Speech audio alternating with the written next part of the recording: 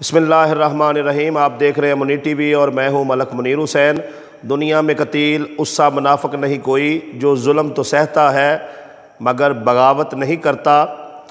पाकिस्तान के हालात इस वक्त आपके सामने हैं। गरीब पर किस तरह से जुल्म के पहाड़ तोड़े जा रहे हैं।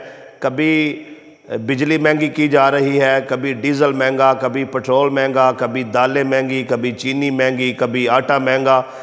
और गरीब इंसान जो है, मैं इस वक्त हल्फन कह रहा हूँ कि इस वक्त घर में 2 वक्त की रोटी पकाना भी उसके लिए मुश्किल होकर रह गया है।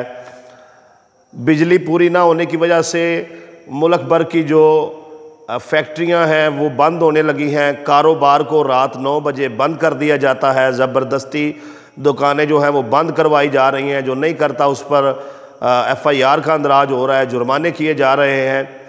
तो मुल्क जो है इस वक्त अजीब सी सूरत हाल पेश कर रहा है। तो इन सारे सूरत हाल में ज़िम्मेदार कौन है?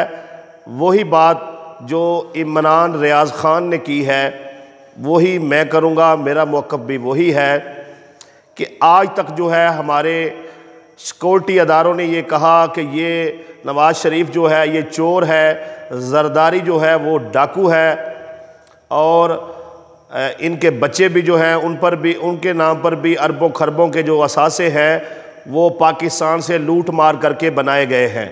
तो अब सवाल ये है, पूरी कौम जो है वो सिक्योरिटी अदारों से ये सवाल करती है कि इनको, इन चोरों और डाकुओं को दोबारा कौम पर मसल्लत किसने किया है।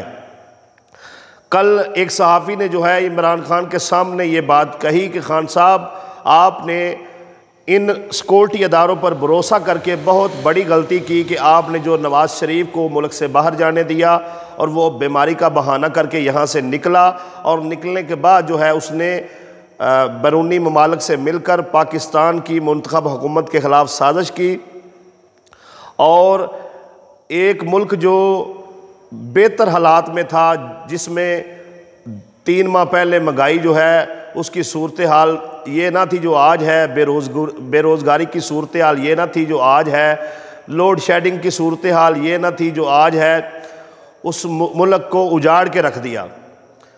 वो लोग जो इमरान खान से नफ़रत कर रहे थे अब दोबारा उनसे मोहब्बत करने लगे हैं।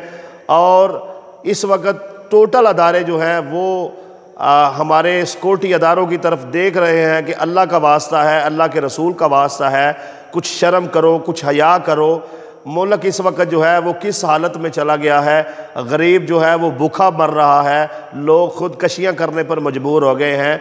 कसम बाखुदा लोगों के पास जो है बिजली के बिल की अदायगी के लिए इस वक्त पैसे नहीं हैं।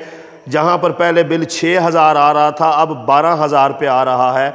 जहाँ पर गैस का बिल जो है 1,000 पे आ रहा था अब 2,000 पे आ रहा है। आगे जो हांडी 600 रुपये में पक जाती थी अब 1200 रुपये में पक रही है। तो महंगाई इन्होंने दुगनी तिगनी जो है 2 महीनों में करके रख दी है। तो इस सारी सूरत हाल में कौम इस बात का इंतज़ार कर रही है कि या तो सहाफ़ी इमरान रियाज़ ख़ान को कत्ल कर दिया जाए, या अल्लाह ना करे इमरान ख़ान को कत्ल कर दिया जाए। तो उसके बाद जो है बाहर निकलेंगे। अल्लाह जाने कब शऊर आएगा कौम को। अभी रात को फिर जो है पेट्रोल और डीज़ल की कीमतें जो हैं बढ़ा दी गई। मुझे बड़ा अफसोस है उन लोगों पर, उनकी मुनाफ़कत पर, जो इमरान खान के दौर में थोड़ी सी महंगाई होने पर तो बड़ा शोर शराबा करते थे। अब इन्होंने 3 महीने में जो मुल्क का बेड़ा गर्क किया है उस पर ये बात करने के लिए भी मुनाफिक लोग जो हैं वो तैयार नहीं हैं। तो खुदारा हमारी सिक्योरिटी अदारों से ये गुजारिश है, अल्लाह का वास्ता है इन चोरों डाकुओं से हमारी जान छुड़ाए। और मुल्क जो इस वक्त एक मुश्किल सूरत हाल में चला गया है, इसको निकालने के लिए अपना किरदार अदा करें। और यहाँ पर मैं आवाम से भी ये रिक्वेस्ट करूँगा, खुदारा अपने बेहतर मुस्तकबल के लिए, अपने बच्चों के मुस्तकबल के लिए इमरान खान का साथ दीजिए। यही वक्त है।